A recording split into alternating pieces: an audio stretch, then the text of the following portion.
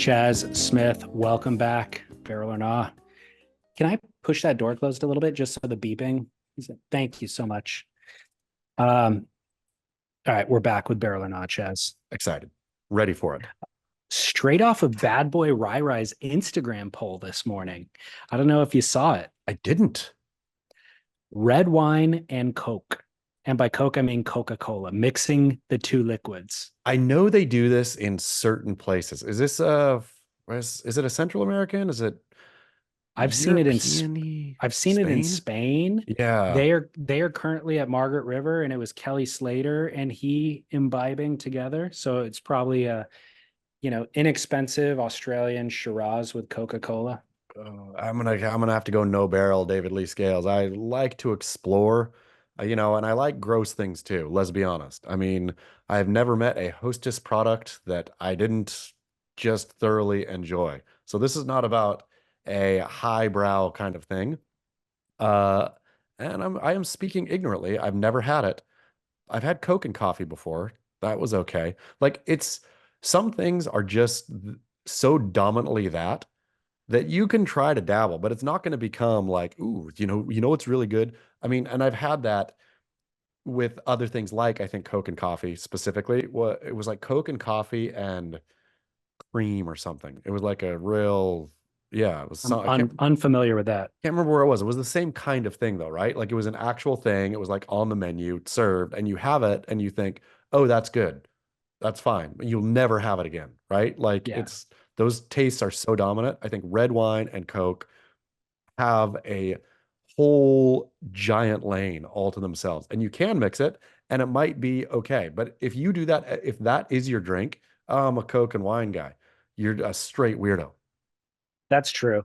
I'm giving this a barrel. But you're still right in that this isn't like there wouldn't be a restaurant that puts this on the menu and this is what they're known for or anything Yeah. like that. And like Coke serves a purpose by itself and wine serves a purpose by itself.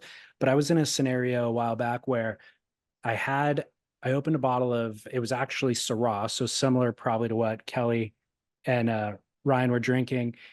Big, ripe. It was too ripe for me. It was just like, oh, this is so intense. But it's a decent wine. It's just not the style of wine I wanted that night. And the next day, so I didn't dump it out, but the next day I still had most of that bottle. And for lunch, I had a brisket sandwich. And I was like, I'm going to go for the Coke and wine thing because I've seen it before. I just had never tried it. So I mixed and I was ready for a little booze that day. I mixed Coke and that big Syrah, chilled. It was amazing. And Like amazing. with that sandwich, like the harmony of it with that sandwich, it was fantastic. Did you And pour yourself a then, second glass?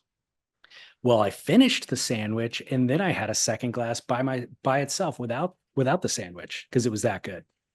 The I mean, but so will you go back though? That's the real question. Will you go back to the well here, as it were? That was a year ago and I haven't gone back That's since. what I'm saying. See, there's these things, and that's the exact same way I felt with that Coke, coffee, cream, whatever that thing was. I remember it, can't remember it specifically, but remember thinking that's really good and never Yeah. doing it again. So Yeah. if you don't ever do it again, was it really good? Is the question. I know there was a moment in time where it was incredible, but I don't But know if you that don't that's go back, replicable. and it's Yeah. all it's stuff that's easy. It's not like, oh man, it's too bad they don't sell big fruity cheap red wines and Coke at every single store everywhere. Like, I mean, it's Right. one of those things that'd be easier than easy. And if you really thought it was good, you'd probably think you try to be like clever at one point and roll it out to a dinner party. Never done that, have you? I would never. That's the thing is it's rarely the best option. That one day it happened to be the best option, but for 9 out of 10 lunches, if you want to drink wine, rosé is great or white wine's great or whatever. This was just one where it was like the same. I wanted red wine, but I also wanted something refreshing and bubbly and chilled. And so the combination of the two On was it. But on if I was in Spain where it is known, I would definitely retry it there. uh on Bad Boy Rai Rai's Insta, were he and Kelly both doing this? Yeah. He and Kelly were drinking Coke and red wine. Here's the thing about Kelly. Uh, I trust Kelly as much as I trust my bro's 3-year-old son. to tell me what tastes good. Like I do, Kelly's palate in my mind is juvenile, silly, and pointless. I think this might have been Rai Rai. Rai Rai is the wine drinker, so I think this might have been him talking Kelly into doing For it. sure. And I get that. Of just Kelly involved in this menage a trois, as it were. Yeah, Uh Kelly, I bet, is such a like has such a dumb palate as to shock the mind. I mean, for he does all his, acai smoothie type of whatever nutritional things. But I bet when Kelly sits down and has what he thinks is a good meal, you look at it and I bet it's entirely idiotic. Not that it's gross. It's just like I bet it's dumb pairings of stuff. Like he's had famous chef friends, I'm sure, try to tell him what to do. And I bet Kelly tries to replicate it in some asinine way that completely doesn't work. I bet it's much more based on sustenance and like what he's putting in his body than it is on flavor. But for sure, Kelly Slater I've never seen Kelly Slater not be an expert on everything, right? Like, Right. so Yeah, he yeah. for sure thinks that he's like like subtle foodie king also. And I bet it's entirely annoying. I bet it's like his choices. Because anybody who thinks they're an expert at something, uh, it's already like, kind of annoying.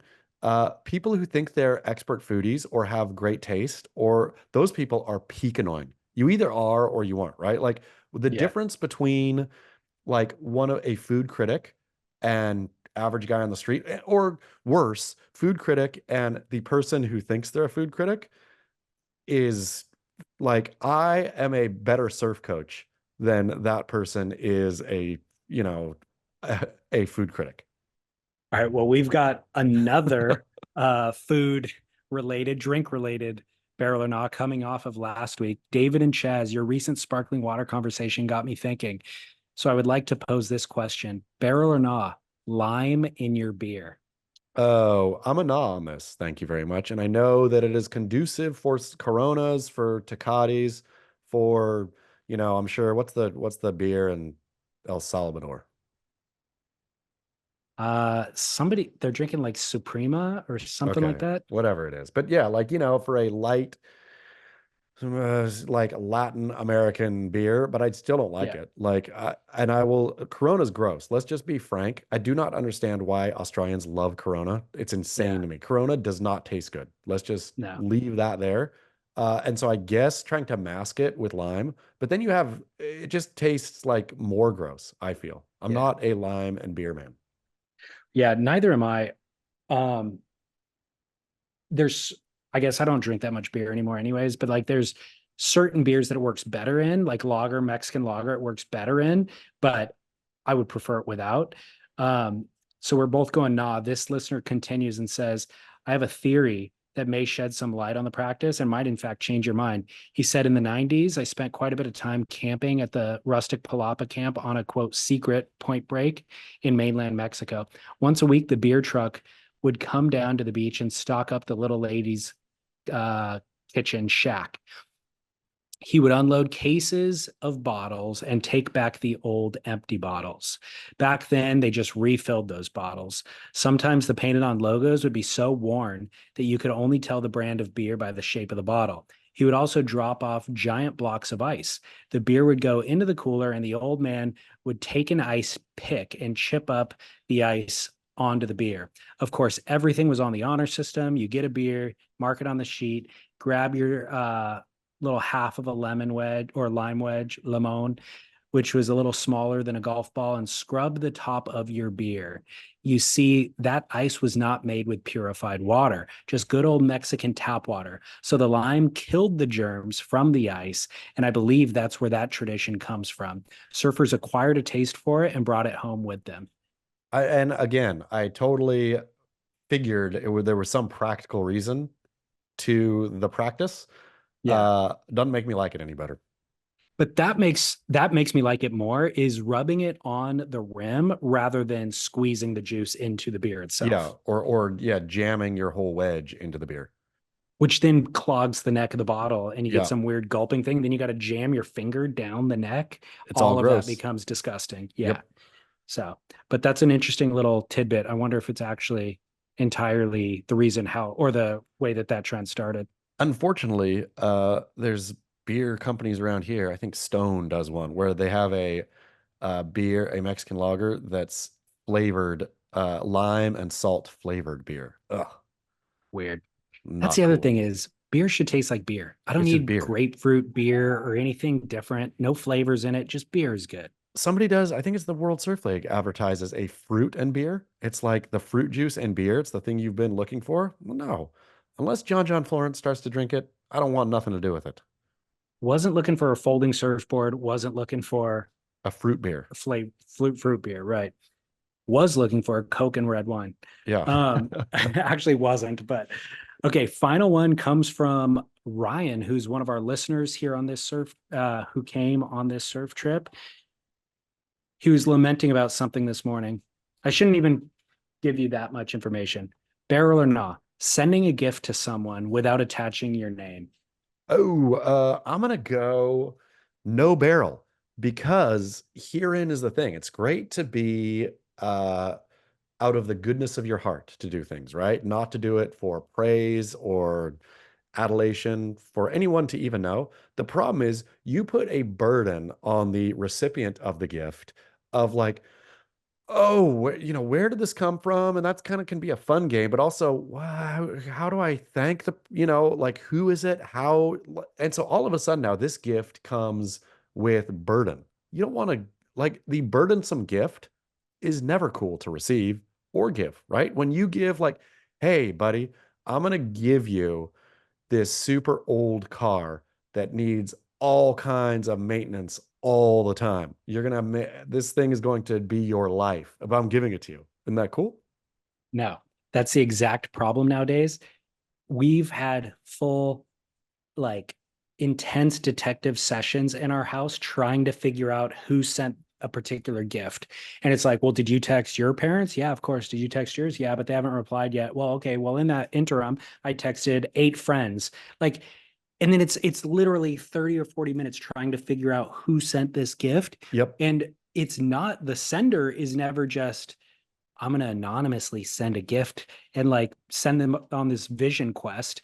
It's it was a oversight. It was Yes. they were lazy and forgot to put their name on it, or they just presumed that we would That you would know know. that they're It's the ones who would send us this gift. And it's like, no, it only creates pure chaos in our household. the ones I've gotten, you're exactly right. If somebody forgot, they ordered something from Amazon that gets shipped out, like the assumption is it's so obvious that this came from me, and Right. then I'm like, well, okay. I mean, now that you said it, it's I guess obvious, but it was so far from obvious for the last 2 weeks that I've been wondering where this thing came from. Yeah, like I'll not usually go on the hamster wheel of where did it come from. I'll just think, okay, here's this thing. I don't know. And then a couple weeks later, inevitably you'll get oh, did you get my thing? And Right. I'm like, And why did oh, and then there's always a little bit of guilt with that too, of like, hey, I never heard from you, like precisely. shaming you as if you didn't send a thank you card. Because if somebody is saying, did you get my thing? Automatically in that it's laden with why didn't you thank me for the thing? Exactly. Yeah. So either be diligent, put your name on every gift you send, or do not send the gift. There is no Exactly. in between. Nope. And that gift can be the greatest thing ever. It could be a stinking vintage Veyer watch, for pity's sake. If it comes without a name on it, that person, the recipient, is going to be annoyed. Is going to be vaguely annoyed. Completely. It erodes all of the joy that I got from receiving the gift because I have to spend the next 2 weeks Where did it trying to come from? find. Yeah, exactly. Yeah, not cool. All right, man. That was a PSA for everybody I mean, that's really only been a reality for me the last 2 years. I never experienced this prior to the last couple of years, but in the last 2 years, it's uh, really annoyed me. Because it's the Amazon thing. It's not like somebody's going to buy something and True. packing it at home and then sending it. It is Yeah. somebody ordering something online to be Yeah. delivered to you. Yep. Yep.